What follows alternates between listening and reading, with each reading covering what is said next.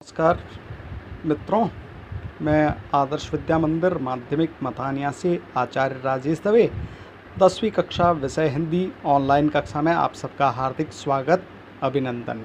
पाठ संख्या 2। तुलसीदास, जन्म संवत 1589, मृत्यु संवत 1680। जीवन परिचय। तुलसीदास का जन्म उत्तर प्रदेश के बांदा जिले के राजापुर गांव में संवत 1589 के लगभग माना जाता है।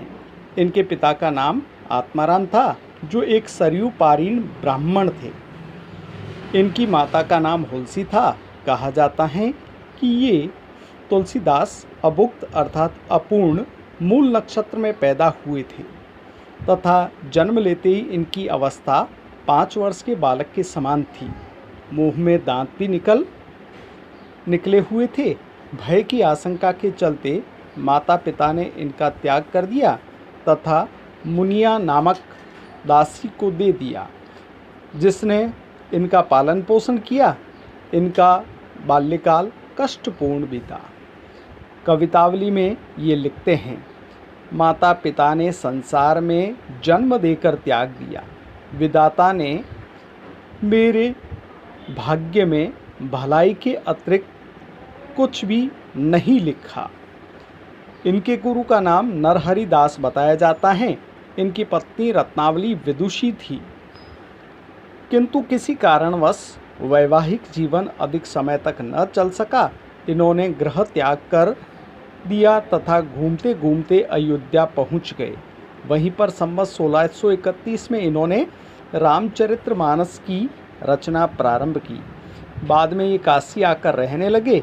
जीवन के अंतिम दिनों में पीड़ा शांति के लिए इन्होंने हनुमान की स्तुति की, जो हनुमान बाहुक नाम से प्रसिद्ध हैं। इनकी मृत्यु के संबंध में निम्नलिखित दोहा प्रसिद्ध हैं।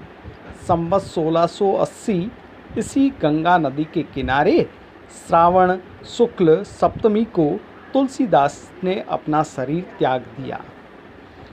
इन्होंने राम के अनन्य भक्त के रूप में दासता का भाव अपनाते हुए अनेक काव्य ग्रंथों की रचना की, जिनमें से निम्नलिखित प्राप्त हैं: रामचरितमानस, विनय पत्रिका, दोहावली, गीतावली, कवितावली, राम आज्ञा प्रश्न, बौरवई रामायण, जानकी मंगल, पार्वती मंगल, रामलला नहच्छु, वैराग्य संदीपनी तथा श्री कृष्ण गीतावली।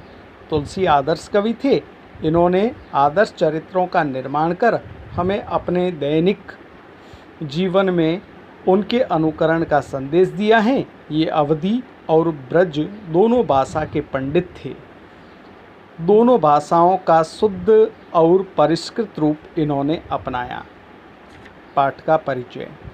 लक्ष्मण परशुराम संवाद रामचरितमानस के बालकांड से लिया गया है। धनुर्यज्ञ के पश्चात मुनि परशुराम शिव धनुष भंग का समाचार पाकर क्रोध में नाराज हुए वहां आते हैं, किंतु राम की विनयशीलता और विश्वामित्र के समझाने पर राम की शक्ति की परीक्षा के बाद उनका क्रोध शांत होता है। परंतु इस बीच लक्ष्मण और परशुराम के बीच व्यंग्य उक्तियों से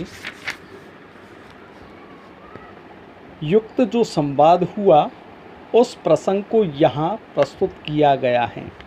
परशुराम के क्रोध से भरे वचनों का उत्तर लक्ष्मण व्यंग्य वचनों से देते हैं।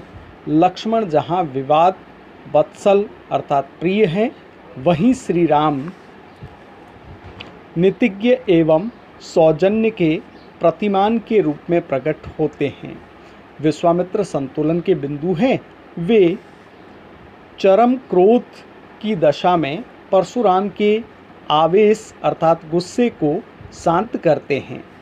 परशुराम का क्रोध भय से अधिक हास्य का सहारा बन गया है।